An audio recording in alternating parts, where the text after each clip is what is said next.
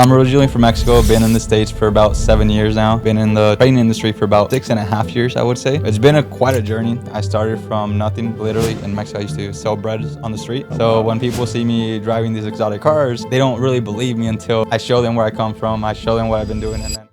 What's been your favorite car you've had? A lot of people would say GT3 Porsche. Yeah. I actually hate that car. Really? I hate that car. Like, it's the worst cars I've owned. Biggest risk in life is the risk that you don't take. A lot of people are on the fence of taking action on certain things. What's literally the worst that can happen? That you go back where you were before? There's absolutely nothing worse than that. I'd rather take the chance on something that could be something great than never take the chance and always doubt it.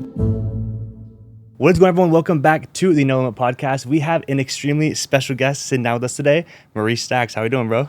Doing good so far. Appreciate it. Thank you for having me. Thank you so much for coming down, bro. We have not gotten to, or you haven't been on a lot of podcasts. So I really want to get into like how you came about, how you got into this space, how you got to the level you're at, because everyone has their beginnings, and I'm really curious to see how you got started. But for anyone out there who maybe doesn't know who you are, I want to give a quick, intro or brief background. Yeah. So originally I'm from Mexico. A lot of people think I'm gringo, like I'm from the States just because I look white, but no, I'm originally from Mexico. Been in the States for about 7 years now. Been in the training industry for about 6.5 years, I would say.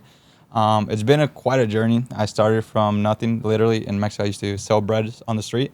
When people see me driving these exotic cars, and they don't really believe me until I show them where I come from, I show them what I've been doing, and then I always carry like a bread basket with me. I take it everywhere. Every time I move, I take it with me just to like remind me where I'm from. Wow. And no, it's been a journey, honestly. It's been ups and downs, but overall, just overcoming every obstacle that comes along. I love that bread basket thing. That's actually really cool. I want to ask you, how did you get from Mexico to the States?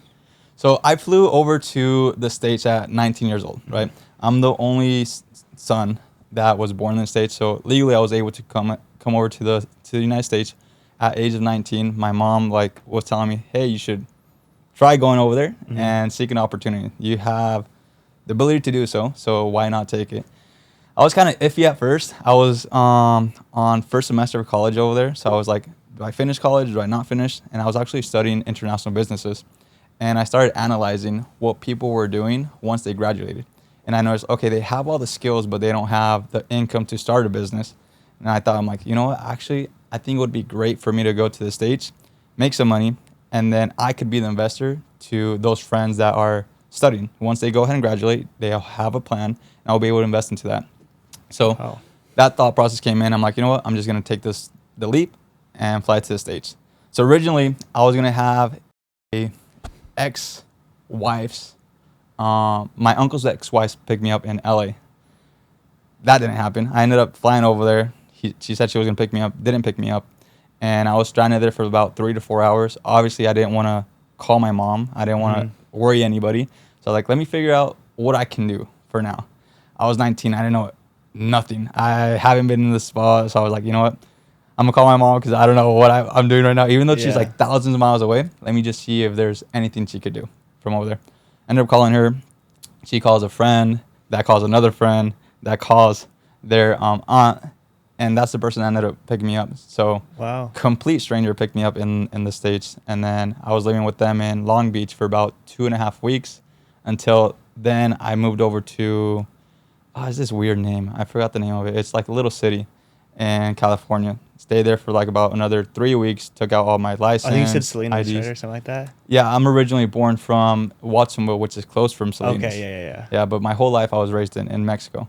So it's been a whole process. Like, it wasn't something I planned to come to the States, but the opportunity was there, and I just decided to take it. Yeah. That's an amazing story once you got here. So, I want to ask, like, once you got here, did you have like that entrepreneurial mindset off the bat, like working and stuff, or how that came about? Yeah, so I would say so. And due to that would be because I would see my parents struggle. They would always be working. I'd always see them, like when we go to a restaurant, looking at the prices, and I was like, this can't be me. I gotta find a way. So ever since I was in school, I was always looking a way to like make a buck, right? Or I was looking to make some money off of something, obviously reselling or so on and so on. So I started going to like a bartender, started working as a bartender at the age of 17, which I was not able to work at that age as a bartender.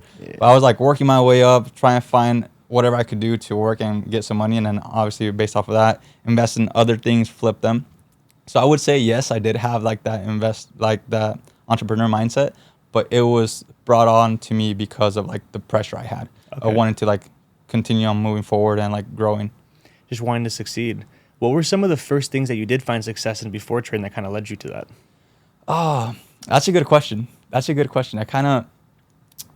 It would be, I would say when I was selling bread, because I was doing it differently. Yeah. So the way I would do is there's two types of breads, right? And then where I used to live, it was like a low income class area. And probably like 30 minutes away was like high income class area. So that's when I started thinking as far as like, how can I make this bread cost more over there and make it cost more over here? So what I ended up doing is like, there's a specific bread that the rich people would like to like eat, and the unfortunate people wouldn't like that bread. They would prefer like different bread. So I was like, okay, let me just go ahead and see if I can sell the one that they like, go on my bike all the way over there, sell as much as I can, and then come back. So that's kind of like what I would start doing. Like I would start selling breads in particular areas and see what area needed more demand, like had a more demand for me to go ahead and like sell it for a higher price. That's awesome. That's it's smart. Yeah, it makes sense. That's great, bro. So amazing story. Getting to the US, going. The bread thing is amazing. I want to see, how did you get that gateway to trading? Like, how did you even first figure out or hear about trading? Yeah. So a lot of people probably heard it from the same area I heard it from. It was from network marketing. Yeah. Now, a lot of people tend to bash on it. I would say it's a hit and miss, because at the end of the day, it puts you on, right? It gave you the knowledge to understand of what trading is. In my case, I saw on Facebook, and I saw somebody just post blues. I'm like, blues? What do you mean by blues? It's like profits. I'm like, okay, how are you doing these profits? Yeah. So they told me, hey, it's literally what the banks do. You go ahead and put money in, and you see the fluctuation in the market, and based off of the fluctuation, you'll be able to gain a commission. So I was like, okay, I was in international businesses. I kind of want to go into finance, so I guess this is like the perfect spot. At that moment, I was already in the States. So I was already in the States. I was working 9 to 5 at that point, and I was like, well, I'm interested. Let me see, how can I, jump on board? So he told me, oh, you got to sign up here. You got this and this. I signed up because of education. I was like, okay, well, let me go ahead and educate myself, know exactly what I got to do, and then based off of that, learn the skill set, and eventually, with time, become profitable. So I did come across trading because of IML, or iMarkets Live, or network marketing, and it was through a friend via Facebook. Awesome. So I, like you said, also went through the IML route. Yeah. Did you, how long did you stay in there? What did you learn? Did you stay in there for very long? Because for me, I did it for like a month and a half, and then kind of find my way out of there. So it's crazy. I started with them in 2016. Okay. Started with them in 2016, and 2017 I started seeing some results. By that point, I believe Trump was already was president at that moment. Yeah. And I had a great rally with gold. Like I was just buying. And I flipped a $300 account to $31,000 in 5.5 weeks. So for me as a newbie, I would say, I was like, I'm doing good. I don't need this no more. I'm going to go ahead and do my own thing. And throughout that whole time, I was just buying gold. I was just going with the trend. Now, I wasn't a professional, but I was lucky at the point. And me being lucky at that point opened my mindset so much as far as the potential that trading has. So it was a whole process when it came to like get into trading, learn the skill set, and at that point I kind of just like flew off from there. That's crazy, bro. $300 to $31K in IML. Like I haven't heard those stories. He's usually the opposite. You know? Even then he goes to 300. And with that is when they started seeing those results, they started wanting to have me teach, but at the same time wanted me to be the testimonial, so that way they can recruit more. And that's what I didn't really like at the moment. I was like, okay, you can use me as testimonial because I am using the information from here. However, I don't want you to just be using me as a testimonial to sell onto other people false promises. Yeah. And I understood I was lucky at the point. I understood that I was making money based off of luck. Now, with that luck, I had to find a strategy. I had to go ahead and discover something that was going to be good for me.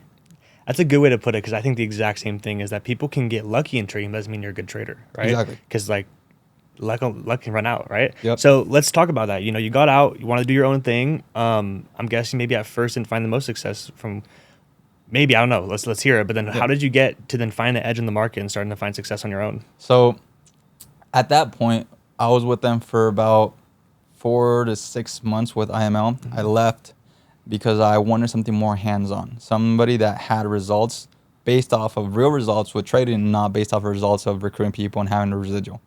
So I looked online and this guy came up, David Solowski. He's like MIA. Nobody, like, a lot of people don't like see him and stuff like that. Mm-hmm. I saw him turn a $10,000 account going all the way to $1 million. Right, that was his goal. At the point I contacted him, I think he was like around $700,000-$800,000. He was like up there, and he was offering mentorships, like one-on-one mentorships. 1 week you would have to fly out to Washington, and it was Tacoma, Washington, where you have to fly out, be there for a whole week. You got to pay for everything. And on top of that, you had to pay, I believe it was $5,000. I could be wrong. It was somewhere around there. It was a high figure for me at the point because I was making money with trading. However, I had a shitload of debt because I came to the States, I got a car, I was still working 9 to 5, like I had a credit, stuff like that.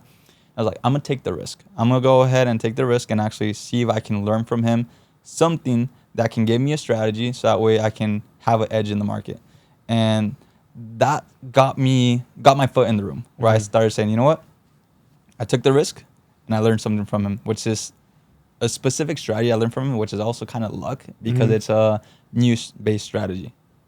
Would you say you're open-minded enough? Because I don't think a lot of people out there would be super scared to invest the money and fly out and do something like kind of crazy or even get a mentor. Like, yeah, so you have to be open-minded. Yeah. Like you have to be open-minded. If you want to make money in this industry, you have to be open-minded. You got to understand that other people are going to have results that you want to go ahead and have, but in order to have them, you got to take the risk. Yeah. Like one thing I would say is the biggest risk in life is the risk that you don't take. Yeah. Because that risk could have led towards major success.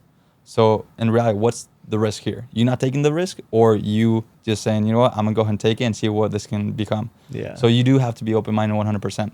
When I took that risk, I did not have the money in my bank account. And actually, my dad had given me money to save up for him to later on potentially invest in something. He's like, hey, look, this is money that I've been saving up over here in Mexico for a while.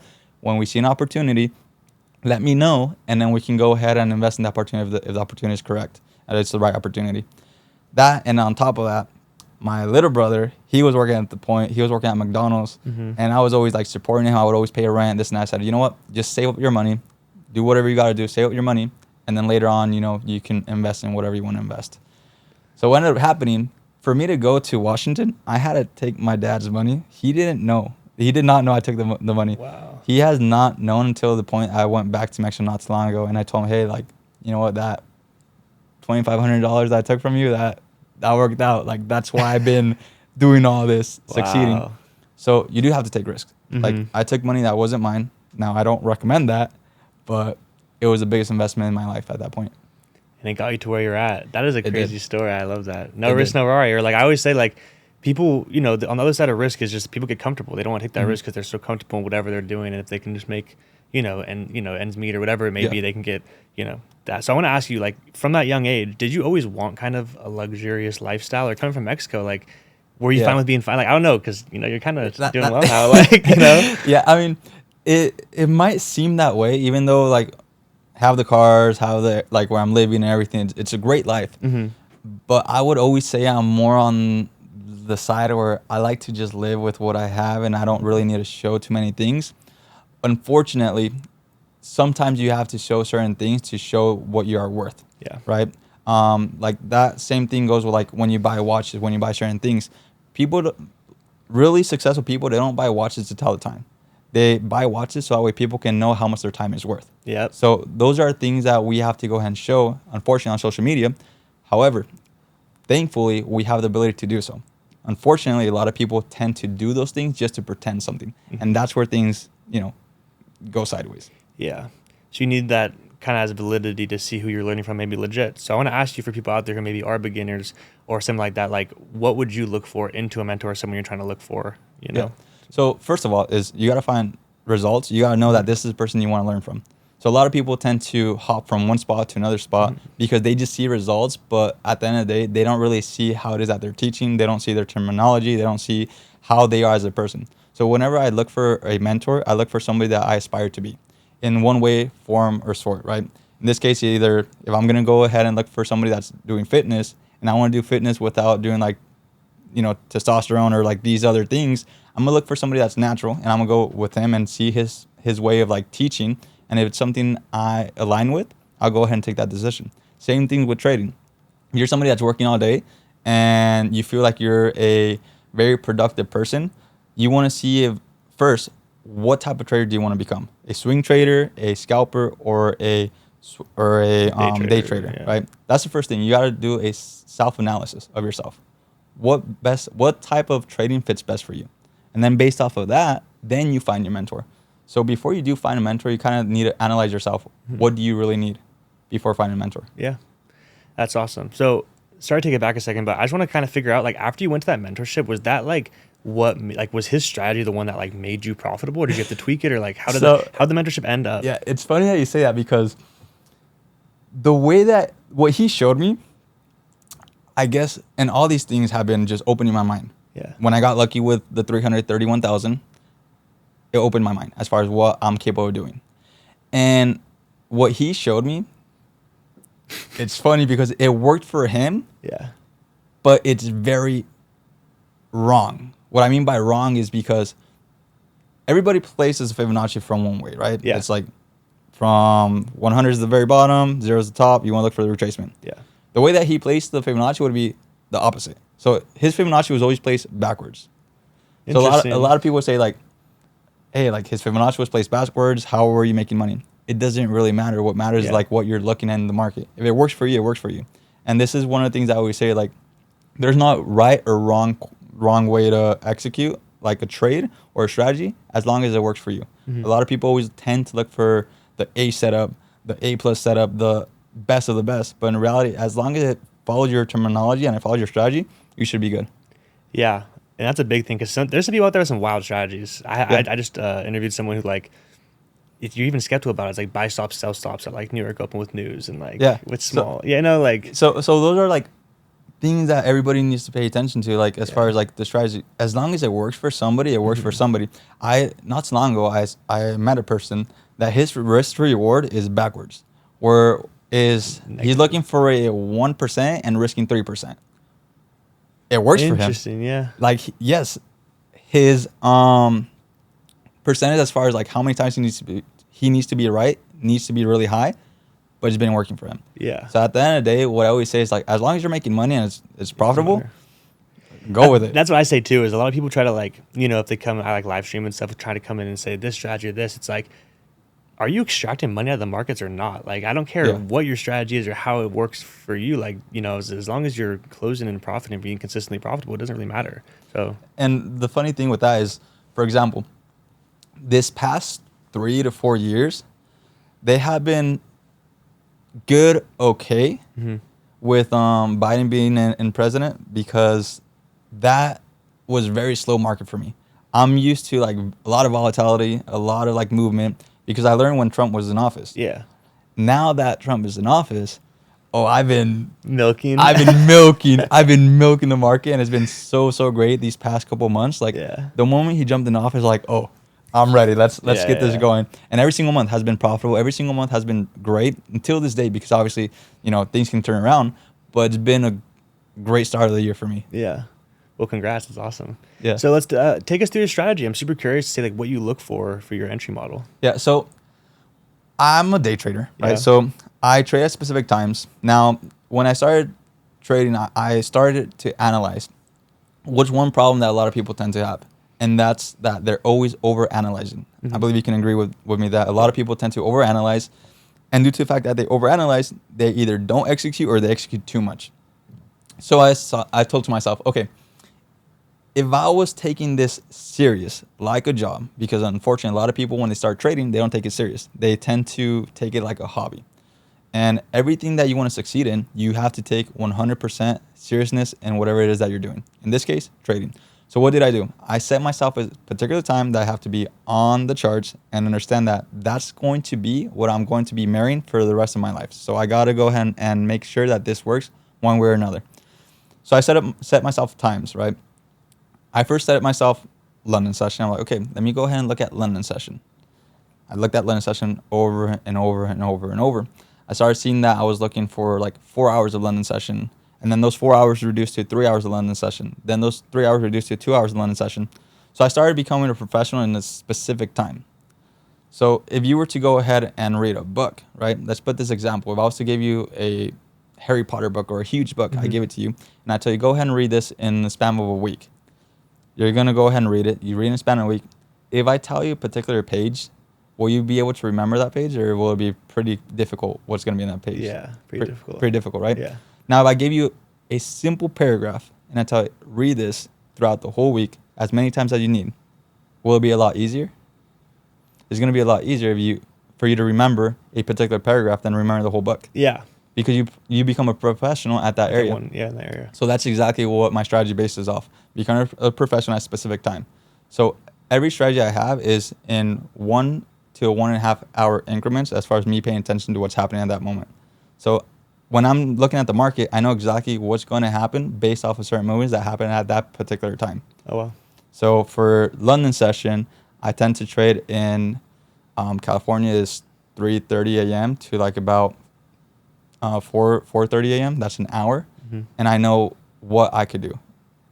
Also, when it comes to New York, I call it like the start of the New York manipulation section, and then I call the real movement time, which is the start of New York. I can look at the market anywhere between 7 and 8:45. That's going to be like about 2 hours. I'll be looking at it approximately.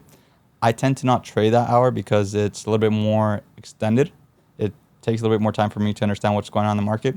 When it comes to the manipulations, which I tend to look at between 9:15 and 9:45, I tend to look for a higher low to be manipulated from the previous session.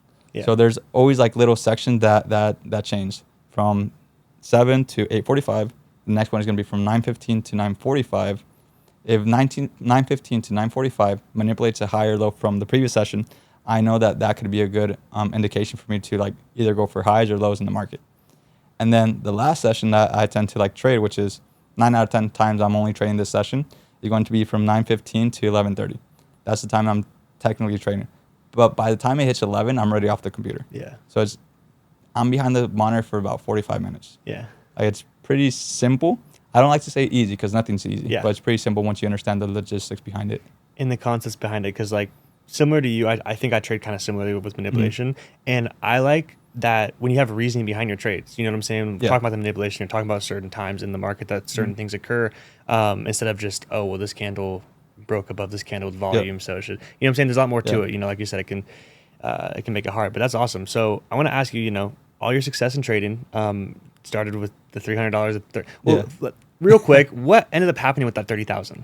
So I ended up withdrawing the 30,000. Okay. I was like, this is not something that happens normally. So I ended up withdrawing. Awesome. I paid off part of my car and I moved to Los Angeles. Awesome. So at that moment, I was living in Los Banos. Mm-hmm. So I was living in Los Banos in California, and I was working literally every single day, driving from Los Banos all the way to Milpitas, San Jose, which was anywhere between 2 hours to 4 hours, depending on traffic. Like, it's crazy. So when I saw I withdrew, I went ahead and told my boss, hey, like, I'm done. I'm not training here I'm not working here no more. Yeah. I'm going to go ahead and, like, figure things out. And then probably, like, 3 weeks after, an opportunity came up for me to move to LA, and I said, you know what, I'm moving to LA. That's awesome. So I kind of use that as a little fun to kind of, like, keep me afloat for a bit. That's great. And I know there's people out there going to kind of wonder, you know, because, I mean, that was already a crazy build. To this day, like, what do you think has been one of the craziest, like, account builds you've had, or maybe even biggest single trades? Biggest single trades. It's kind of hard to, like, mark them because I haven't had something significant enough that has impacted my life where I can say this is the trade that changed everything. Yeah. I did have a trade a while back, and this wasn't while I was living in Irvine. I lived, like, everywhere in California. Yeah, Irvine. This is while I was living in Irvine. I did go ahead and, like, made $100,000. That was, like, the mark of a like, trading thing. I was like, you know what? I made $100,000 on this trade. That's awesome. Let me go ahead and celebrate. After that, we went and celebrate. What's this steakhouse? It's in Los Angeles, right underneath what's it called? West Hollywood. It's a huge steakhouse. I'm pretty sure you probably know about it. That's what I'm saying. It's not like STK or Poppy Steak or whatever. I know exactly what you're talking about. It's like in the like Ruth's Chris or something like that. No. It's like in the corner. A lot of celebs go to that area. It was really, really good. I forgot the name of it, but if you guys know, like, you guys put it in the comments because I need to go there again. Yeah. But yeah, I went to that steakhouse. I got a ribeye. I got some, what's it called, like truffle fries, like other stuff. And then I was with my fiance. At that moment, it was my girlfriend, now my fiance, and some other friends. That was like one of the things that like changed my perspective of trading when I made $100,000 for the first time. And then there's my biggest loss. Talk about it. Which was, till this day, surprisingly, even though I managed a lot more capital than I did back in the day, I have not surpassed my biggest loss. Yeah. My biggest loss in trading has been $31,000, $32,000 approximately. And that was also trading with gold. I remember vividly what happened that day. At that point, I was living in a penthouse in 1600 Vine. Yeah. I went upstairs.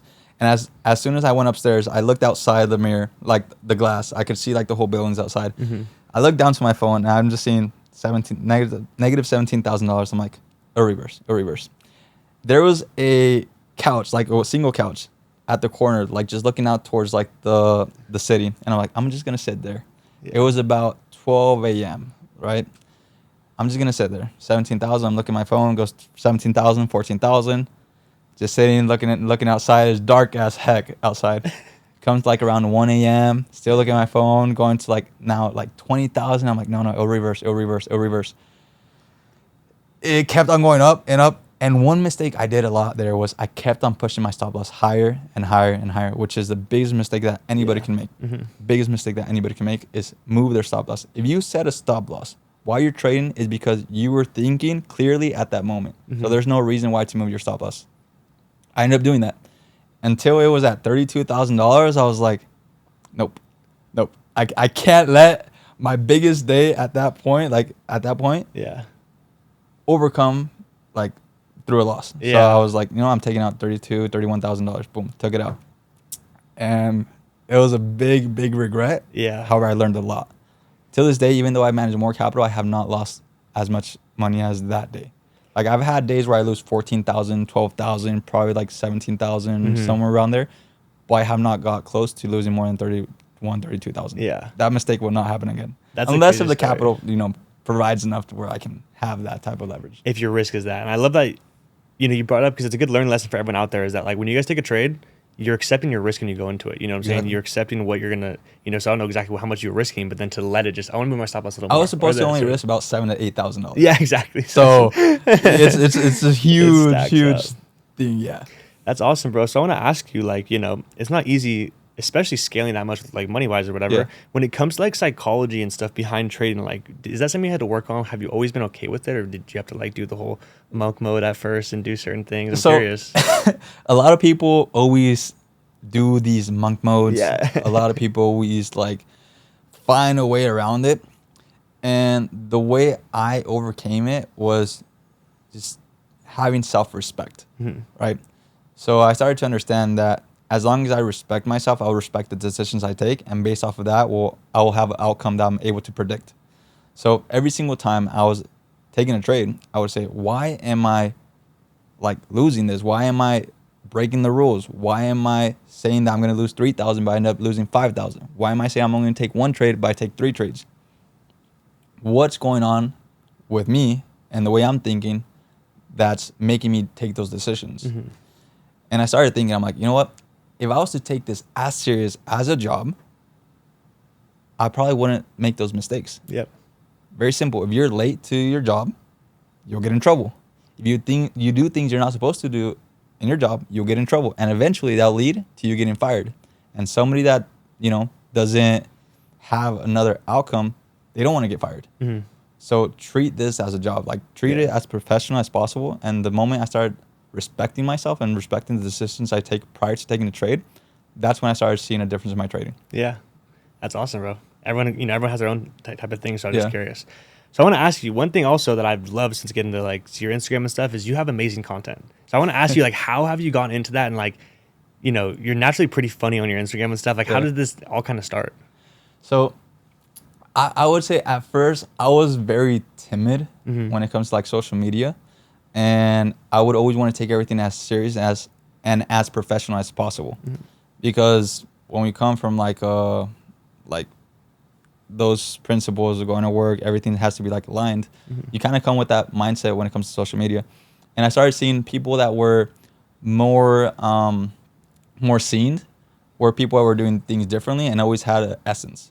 which was their own essence. Like, hey, this guy's funny. He doesn't care what other people think about him. This guy does this way. This guy's kind of crazy. So people start being attracted by who you really are.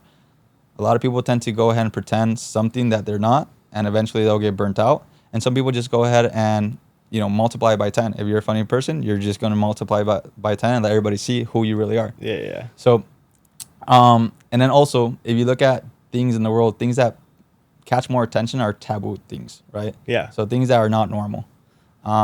If you go ahead and, let's say, your stories are normal, right? Yeah. And anybody can practice this right now, right? Yeah. So if you're doing your own thing every single day, and out of nowhere, you just go ahead and take a picture of the floor while you're taking a shit, like, boom. How many reactions do you think you're going to get? Like, people are like, yo, like, what are you doing? Yeah. Why do you do this? Or that?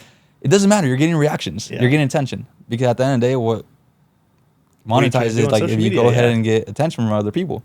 So I just kind of, like, started exposing things. I started seeing things from my perspective and just saying, you know what? If this is something I like seeing or something that I feel like it's funny, I'm just going to go ahead and post it. Yeah. Obviously, I'm going to think it a little bit through as far as, like, what could it go to what extent? Yeah. But yeah, I kind of just, like, started seeing that, and I started seeing my friends also do it. Like, I have a friend that's really funny. I have a friend that's pretty crazy. Yeah. And I started seeing, like, you know what? They just expose who they really are. Let me go ahead and do the same thing. Yeah. Right. And I'm a very analytical person as well. So when it comes to, like, trading, I'm very analytical and I show people exactly what I'm seeing at the moment, but with references as far as what I'm doing. Yeah. Because I tend to learn based off of references. So I'm like, if I learn based off of references, I'm going to give examples based off of references. Yeah. That's cool. And then, I mean, even I feel like your content keeps even getting better and better. And then this last week you went to Mexico and did this whole thing, or DR or whatever. I just went to Mexico, Mexico, and I gave away a car. Yeah. So it was pretty crazy. A lot of people were like, you just gave away a car? I'm like, yeah, I gave away a car. Flew over to Mexico. It was a great experience. We were doing rock, paper, scissors. We were saying, hey, let's do a giveaway for a car. Whoever loses rock, paper, scissors, we'll pay the car. I'm like, okay. I ended up losing. so I actually did the wire 2 days ago for the car. Everything's already set. So sweet. We're giving that away in the next couple of, like, days. Congrats. That's a really cool thing to do. So I want to ask you, well, first off, you brought up you have, like, a funny friends, all this type of stuff. How did you meet Sensei? I'm super curious, like, how you got around those guys. When you remember I told you about, like, the mentor I had over in Washington that he did everything, like, wrong and upside down? Yeah. That's Sensei. Now I'm just like, no. That was David Sadowski. Yeah. And from there, I moved over to LA. I was making a shitload of money at that point. I was a shitload of money for my age at that point for somebody that came from Mexico, like, selling bread.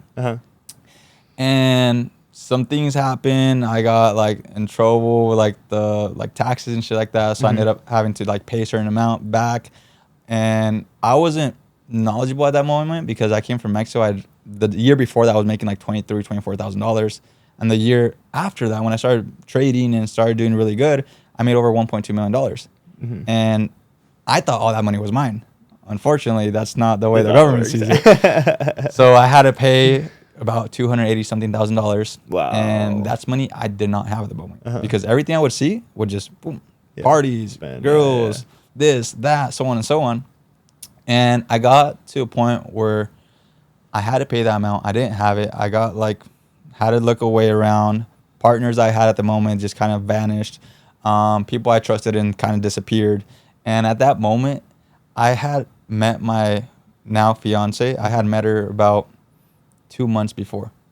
So I was at my top. And when I met her, I was, like, at my top. 2 months after, I was like gone. Yeah. So we ended up moving over to Fresno. My girlfriend actually paid for the first 2 months of rent. So a lot of people tend to say, like, oh, like, they see the luxurious life that my girlfriend has now, but she was the one that paid rent when I didn't have nothing. And Crazy. She met me when I had everything. I love so that. Those are, like, things that people tend to not see. Yeah. And that's when I met Sensei, was when I was at my lowest.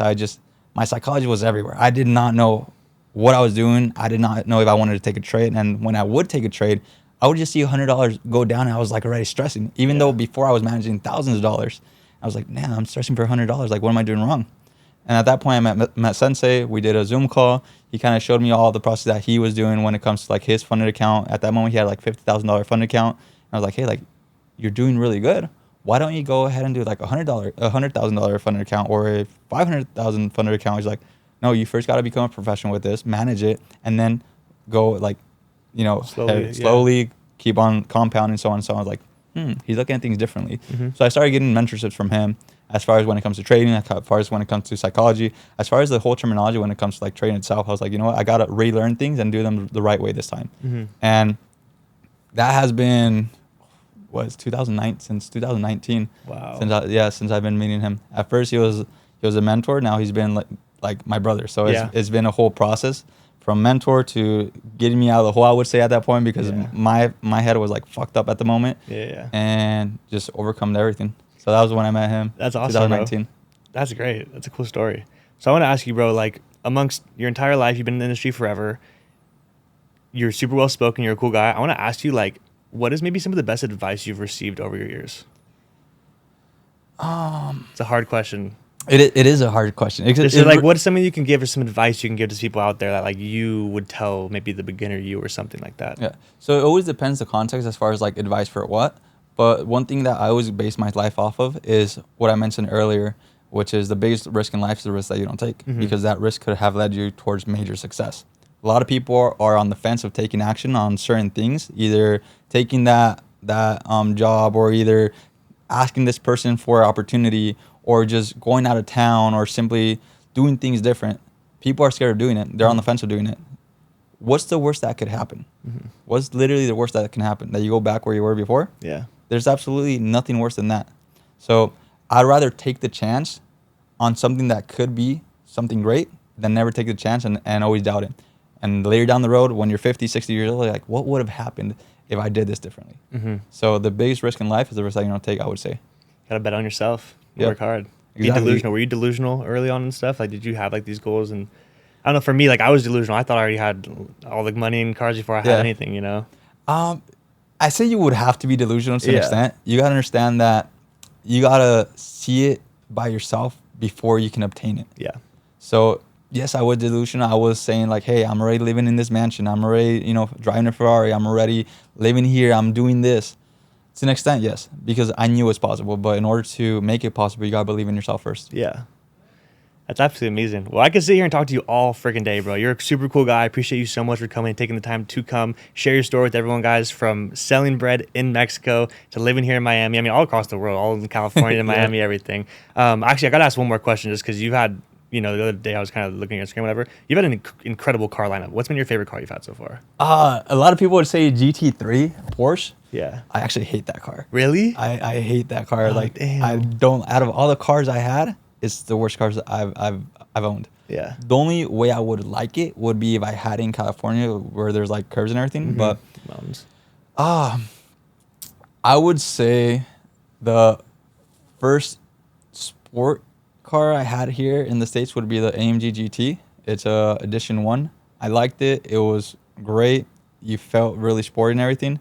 The McLaren was my first exotic car. Like I crazy. loved it. I cried when I got it. I was like, yo, this is an accomplishment. Yeah. It's just not reliable. Yeah. So I did not like that one. When it comes to the Ferrari, I love it. It's a statement. But there's things in there that I believe could be improved. So as of right now, I believe the car that I've owned, like I like the most, is the AMG GT. It's more reliable. It's fast. It sounds great.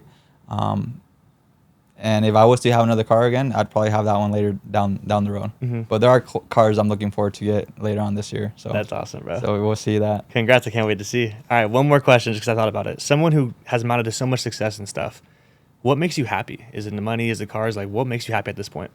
I would say private time with my family, private time with people I associate myself with.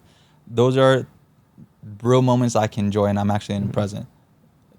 Moments that I'm not around the camera, where I'm just simply me, where I can just simply go ahead and put some like slides on and walk on like just simple stuff. Yeah. I believe that's the best time where I'm the most happiest.